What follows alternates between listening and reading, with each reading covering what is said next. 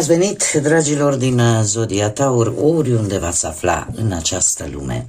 Sunt încântată ca de fiecare dată să fim din nou împreună la o nouă lectură pentru luna aprilie de data aceasta. Nu uitați, dragilor, toți cei care aveți nu doar soarele, ci și luna, Venus sau poate ascendentul în Zodia Taur, această lectură este de asemenea și pentru voi. Înainte de a începe lectura propriu-zisă, nu am cum să nu mulțumesc tuturor celor care sunteți în permanență aici, lângă mine, care mă susțineți prin intermediul comentariilor frumoase, al mesajelor de apreciere sau al gândurilor bune care vin din partea voastră, așa că mii de mulțumiri tuturor. Și, desigur, pentru cei care sunteți aici pentru prima dată, vă urez un călduros bun venit și dacă la sfârșitul acestei lecturi simțiți că ați rezonat, că v-a adus ghidare sau lumină în suflete, în gânduri, eu vă invit cu mare drag să vă abonați și, desigur, să susțineți acest canal printr-un simplu like. Ambele sunt gratuite, așa că unicul lucru necesar este decât dorința și plăcerea fiecăruia dintre voi. Acum, dragii mei din Taur, haideți să vedem așa foarte pe scurt cum se prezintă luna aprilie pentru voi. Luna aprilie, să știți că avem o lună plină. Pe 1-2 aprilie, o lună plină în balanță, așa că apare această energie de a echilibra, mai ales relațiile, fie ele sociale, de parteneriate sau sentimentale.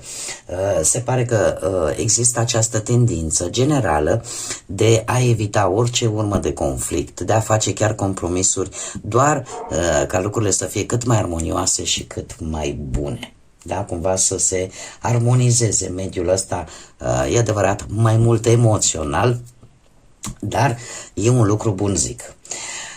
Voi, în această lună aprilie, per general, așa pozitiv, aveți stabilitatea, răbdarea, sunteți mult mai pragmatici, aveți mai multă hotărâre în acțiunile pe care le faceți și chiar dacă pentru voi lucrul ăsta nu prea este foarte obișnuit, veți fi mult mai precauți și vă veți mobiliza, ca să spun așa, pe acele situații și proiecte pe care le-ați tot amânat. În relații chiar veți lua inițiativă și chiar și acest lucru nu este ceva obișnuit la voi, o veți face probabil și influențați de aspectele astea astrale ale lunii aprilie. Trebuie să aveți mare grijă pentru că provocarea la voi în această lună vine cu rezistența voastră la schimbări. Și nu e de mirare, voi sunteți un semn fix, schimbările bruște nu vă plac, dar în această lună va trebui să vă adaptați la ele, să fiți un pic mai flexibili și să renunțați un pic la acea încăpățânare care vă definește, cel puțin ca și zodie. Așa că lucrurile astea schimbătoare pot apărea, nu știu, la nivel profesional, da, unde pot veni schimbări strategice, așa că este nevoie să vă adaptați la toate aceste schimbări total neașteptate care pot apărea, mai ales în planul profesional. Dacă vorbim de bănuți, să știți că bănuții pot veni din, nu știu, investiții pe care voi le creați, pur și simplu, sau din proiecte noi, da? Care își pot găsi o recompensă unde chiar și aceste proiecte noi la care voi vreți să participați, totuși acordați atenție la acele riscuri neplanificate, adică gândiți-vă și la necunoscut, da? La ce nu puteți vedea cu ochiul liber. Dacă vorbim de relații sentimentale, se pare că există, așa cum am mai spus încă de la începutul lunii, momente de comunicare poate mai bună, mai clară. Pentru unii dintre voi se va resimți acel impuls către aventură, către un pic de distracție, către ieșit un pic din starea asta de letargie.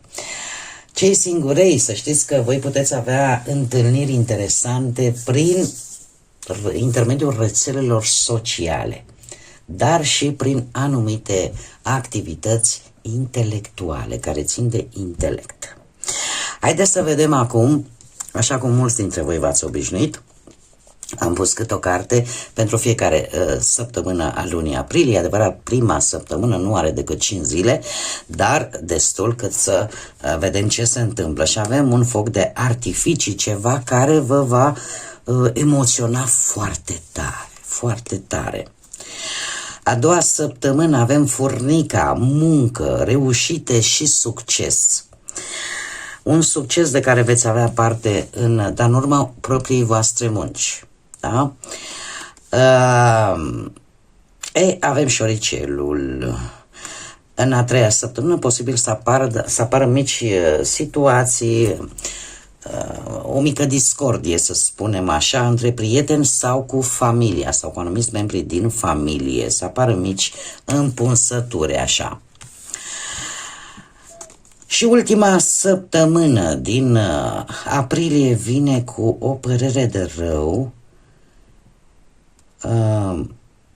care pe voi vă va afecta foarte intens. O părere de rău poate să fie din orice domeniu și în orice conjunctură. Către sfârșitul lui aprilie ceva așa vă va da un pic peste cap la nivel emoțional.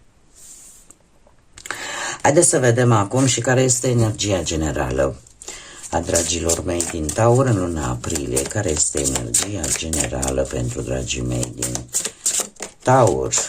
Ia să vedem ce avem noi aici. Și avem numărul 11, un număr maestru, dragilor. Voi aveți în această lună aprilie arhetipul vizionarului, acelui care inspiră. Îl avem atât pe Soare cât și pe Uranus. Uranus, să știți că fiind o planetă lentă, ea reprezintă de fapt inovația, schimbarea. Ceea ce vă face pe voi să fiți originali, dar și independenți, ceea ce vă îndeamnă să nu mai acceptați acele comportamente care vă deranjează, să încercați să vă eliberați de anumite restricții, să probați ceva nou, să fiți rebeli, da? Poate unii dintre voi. Iar numărul 11 vine cu această iluminare, cu această trezire care vă ajută foarte mult, care vă împinge de fapt să acționați într-o manieră poate diferită de cum ați făcut-o până acum și veți încerca să arătați lumii, să inspirați pe alții, să conduceți prin puterea propriului exemplu. Să știți că 11 este un număr maestru, dar este un număr cu potențial foarte înalt.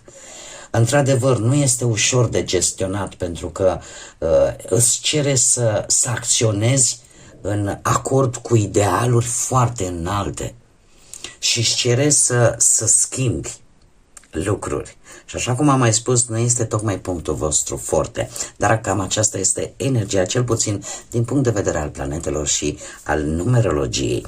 Și aici avem marele rechin Ciocan, care spune: fii pregătit, pregătită să câștigi, pentru că ești mai puternic, mai puternică decât poți crede, decât știi tu.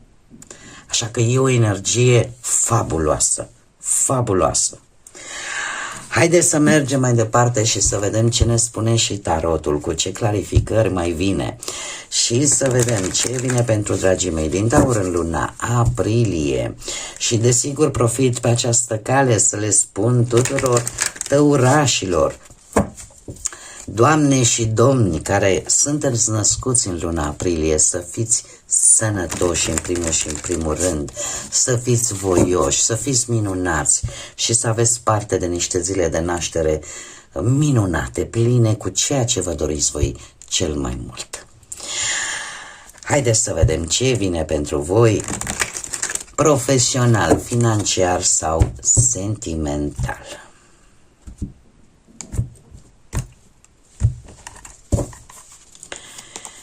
Să vedem. Profesional, e ceva aici care nu prea vă place, dar să știți, uite, să știți că lucrurile se schimbă și mai trebuie să mai pun încă o carte, pentru că trebuie să justificăm un pic aici. Dragii mei, se repetă cifra 5, avem un 5 de monede, un 5 de cupe. Ce înseamnă asta? Cifra 5 îmi vorbește, desigur, de aventură, de schimbare.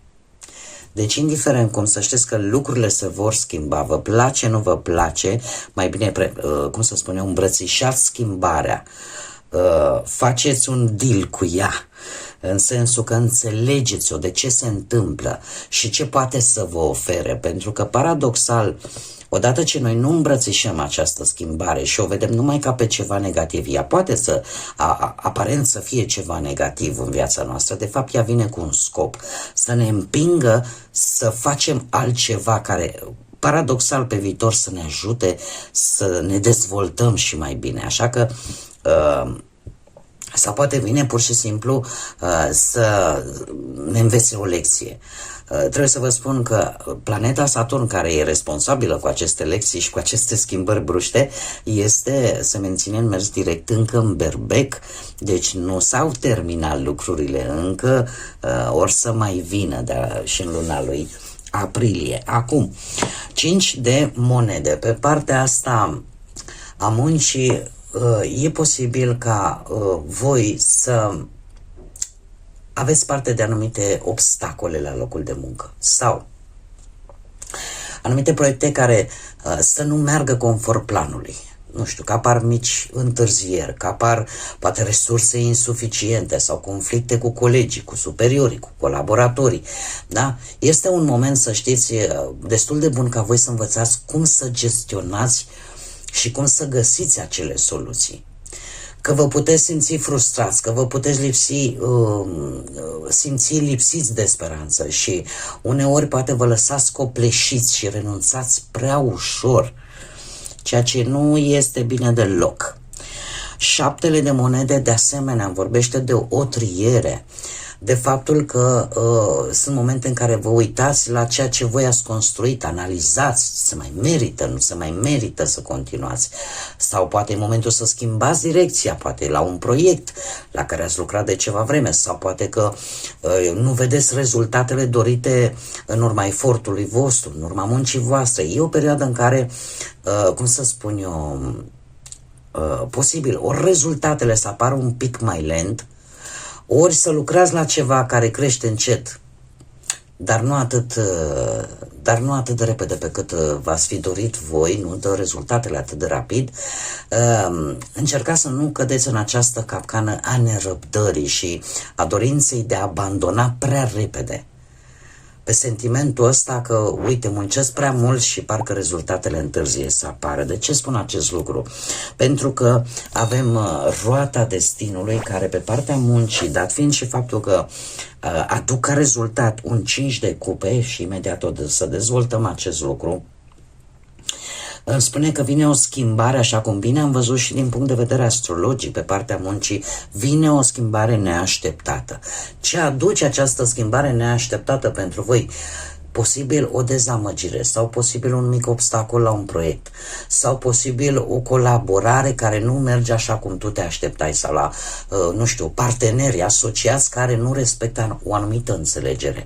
Dar luați-o ca pe un moment de a învăța să priviți ce puteți salva și să învățați din respectiva situație.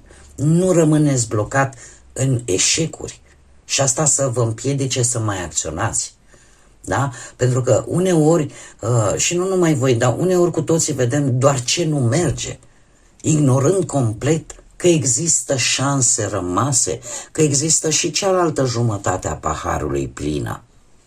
Așa că nu cădeți în această capcană. Într-adevăr, vor apărea schimbări neașteptate, dar încercați să priviți în mod echitabil situația, în așa fel să luați o decizie clară și bine cântărită, cel puțin pe plan profesional. Mergem mai departe și haideți să vedem pe plan financiar. Să știți că energia zodiei Berbec în aprilie își va spune cuvântul cu vârf și îndesat și mai ales pentru voi care, cum am mai spus, sunteți o zodie fixă, este cu atât mai provocatoare această energie. Pentru partea financiară avem un 8 de monede, un 6 de cupe și magicianul. Acest 8 de monede îmi vorbește de, cum să zic eu, de acei bănuți care vin în urma muncii voastre, în urma disciplinei cu care o faceți și nu neapărat prin noroc. Este o perioadă în care posibil ca pentru unii dintre voi veniturile să crească destul de lent, dar într-o manieră sigură. Ori că, nu știu, poate reușiți să aveți deja sau reușiți să aveți un job stabil care îți aduce acolo un venit constant, ori poate alții se vor ocupa în această lună să învețe o meserie, da? O altfel de meserie care să vă aducă niște bani în plus. Încercați să evitați acea senzație, domne, muncesc prea mult, câștig încă puțin, și să vă concentrați prea mult pe bani și prea puțin pe, cum să spun, să persistați în munca pe care deja o aveți. Avem un 6 de cupe. 6 de cupe care, pe partea banilor, îmi poate vorbi de anumite câștiguri sau un sprijin financiar care are legătură cu trecutul. Orică vine dintr-un proiect din trecut, orică vine dintr-o investiție pe care voi ați inițiat-o, ați început-o cu mult timp înainte, care e posibil să vă aducă niște beneficii în această lună, sau pur și simplu ar fi bine să folosiți experiențele anterioare în ceea ce privește deciziile financiare, în așa fel încât deciziile legate de bani să fie cât mai înțelepte, cât mai bune.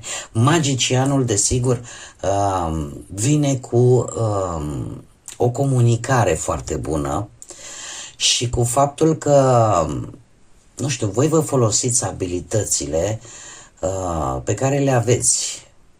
Nu știu, că știți poate să fotografiați, că lucrați, vă place să gătiți, să faceți tot felul de reparații. Toate aceste abilități voi le puteți folosi, uite, chiar și online, da? Și puteți să le folosiți pentru a atrage clienți, pentru a promova idei, pentru a vă crea proiecte și în felul acesta să vă aducă tot felul de venituri din ceea ce știți voi să faceți mai bine, din creativitatea și inițiativa voastră personală. Mare atenție pentru cei care aveți un proiect nou. E posibil ca acest proiect nou la care voi v-ați gândit că v-ar putea aduce bani să vă cam depășească bugetul. Așa că fiți destul de calculați, puneți totul, luați totul în calcul și în general nu vă pierdeți răbdarea. Lucrurile trainice au nevoie de timp. Pentru relații sentimentale, cei care vă aflați într-o relație, dragilor, voi aveți deja două arcane majore, așa că vorbim de lucruri importante. Avem zodia Rac și zodia Vărsător. Aici voi decideți ce reprezintă aceste două zodii. Pot reprezenta poate lună, Venus sau chiar ascendent la unii dintre voi, sau poate are legătură strict cu partenera voastră. Acum, carul, ce îmi spune? Pe partea asta a dragostei, în relație, în cuplu, se pare că voi veți prelua inițiativă pentru a rezolva anumite probleme în relația voastră. Orică veți încerca, hai să ne planificăm împreună niște activități sau hai să găsim o soluție la conflictele pe care deja le avem, arătându-vă așa hotărâți, implicați. De ce? Pentru că vreți să mențineți această relație. Aici, într-adevăr, se cere această energie, nu știu dacă voi o veți și face. De ce? Pentru că ori deveniți prea autoritari sau încăpățânați și uneori vă concentrați poate prea mult pe un anume succes și uitați că e nevoie de un echilibru în relația voastră. De ce spun acest lucru? Pentru că avem un 8 de spade. 8-ul de spade este cartea cea mai blocantă, aș spune, cam pe toate planurile. De ce? Pentru că la nivel mental ne limitează. Da? Posibil unii dintre voi să fie cuprinși de frică, de tensiune, care să vă împiedice de fapt progresul relației, și asta doar prin faptul că voi nu vorbiți despre ce probleme reale vă blochează. Ezitați cumva să luați decizii comune și lucrul ăsta face ca voi să vă izolați emoțional și știți cum e, în momentul în care taci în cuplu, celălalt își poate imagina orice. Apare această neînțelegere. Iar steaua îmi spune totuși că există șansa ca voi să treceți peste această perioadă, încet, încet, să vă vindecați după aceste conflicte, după aceste dificultăți și cumva ambii parteneri, atât voi cât și partenera voastră, să reîncepeți să aveți așa încredere unul în celălalt și să începeți să vă faceți din nou planuri pentru viitor. Da, dar cu această condiție, să-i spunem, de a nu ignora acele probleme reale. Da? Iar și de a nu aștepta ca lucrurile să se îmbunătățească de la sine, fără ca voi să acționați. Păstrați-vă această energie a arcanului Majorcarul, care vă îndeamnă să preluați inițiativă și să le discutați, să le abordați, să găsiți acele soluții într-un mod foarte hotărât, dar și prin implicarea voastră. Prin ceea ce vă frământă, să spuneți, să fiți deschiși, pentru că știți cum e, ceea ce nu se știe se poate presupune, iar presupunerile pot avea 1000 de fețe. Mergem mai departe, cei care sunteți singurei. Ia să vedem, dragii de voi, din Taur. Ei, la voi aici avem un paj de bâte, avem energii tinere, posibil din zodii de foc, pentru că avem și o energie matură aici, tot de foc, berbec, leu sau săgetător. Voi, dragii mei, e posibil în această lună să începeți, să zicem așa, cu foarte multă energie. Sunteți deschiși, sunteți curioși, atrageți oamenii și oameni noi, nu neapărat oameni deja cunoscuți. De ce? Pentru că sunteți foarte energici, foarte entuziaști. Veți participa probabil sau aveți tendința să participați la tot felul de evenimente sociale sau, nu știu, pur și simplu la întâlniri pe care nu le planificați înainte. Vine cineva, te sună, uite, hai să ne întâlnim, da, acum, imediat, acum, mă îmbrac și vin. Da? Este o lună la voi în care pur și simplu vreți să explorați, vreți să învățați și să vă dați seama poate și ce fel de parteneră vi se potrivește. Totuși, să știți că la un moment dat toată această energie, pentru că avem și o energie a reginei de bâte și deci este cu atât mai mare, este crescendo încă de la începutul lunii, aveți grijă să nu vă epuizați, da? Pentru că avem totuși un 9 de spade, care la voi poate să cum să spun eu, să începeți așa să simțiți anumite temeri legate de relații sau de propria voastră capacitate de a iubi. Cumva apare teama că vei fi respinsă sau, nu știu, poate o anxietate legată de viitoarele relații și cumva vă gândiți poate excesiv la trecut și la ce greșeli s-au făcut acolo. Sau poate pur și simplu apare o nesiguranță emoțională și blocaje care vă fac să nu prea vă deschideți către ceilalți. De unde pot apărea aceste lucruri? Această regină de bâte, trebuie să vă spun că este o energie pe care voi o puteți cunoaște în această lună, o energie adultă, matură, indiferent de vârstă. Este o energie care îi place să iasă în evidență. În mare parte Trebuie să vă spun că o puteți cunoaște chiar prin intermediul internetului. Este cineva care nu are nicio teamă să se lase văzută, să iasă în evidență, să strălucească. Este o persoană care, cum să spun eu, are o ambiție foarte mare, persoană foarte dinamică și care, în general, apreciază acele energii care conduc, care sunt lideri naturali. Da? Așa că cere poate foarte multă autenticitate, foarte multă asumare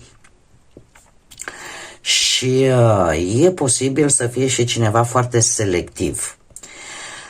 Ori care să vă respingă pe voi sau energia voastră și, așa cum bine am văzut, începeți bine, totul e frumos și dintr-o dată vă coboară la pământ, da? Așa că încercați pe cât posibil să vă implicați în acele relații care, cum să spun eu, vă oferă ceea ce voi așteptați, dar nu vă lăsați doborâți de acele energii mai puternice decât voi.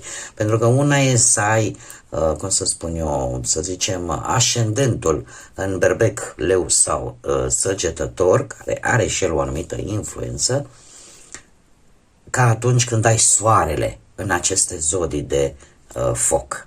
Da? Așa că nu vă lăsați doborâți de anxietăți, de temeri, de frici, puteți să le faceți față. Așa cum bine am văzut și cu energia voastră generală. Mergem mai departe și haideți să vedem și ce mesaj spiritual am pentru voi, dragilor din Taur, în luna aprilie. Un mesaj, te rog, pentru dragii mei din Taur.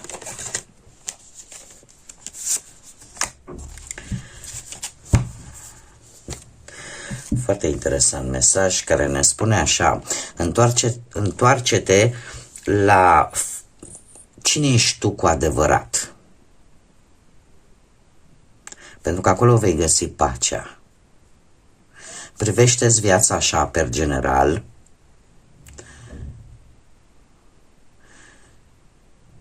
Eliberează-te de acele limite prea vechi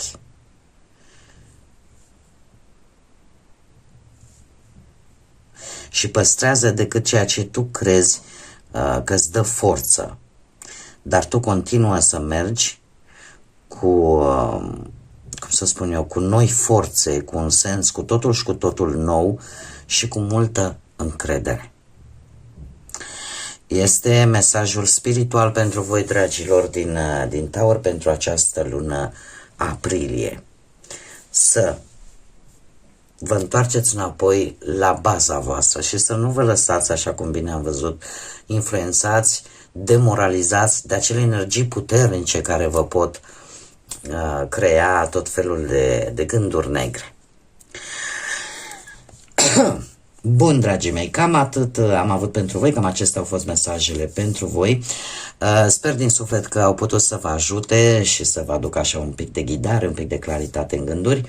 Eu vă mulțumesc că mi-ați fost alături și până la următoarea noastră reîntâlnire, încă o dată la mulți ani celor care sunteți născuți în această lună și desigur, nu uitați, dragilor, sunteți suflete frumoase, așa că zburați înalt, gândiți înalt și dat fiind și faptul că în această lună avem și Sfintele Sărbători Pascale, lăsați credința, iubirea și pacea să vă însoțească la fiecare pas.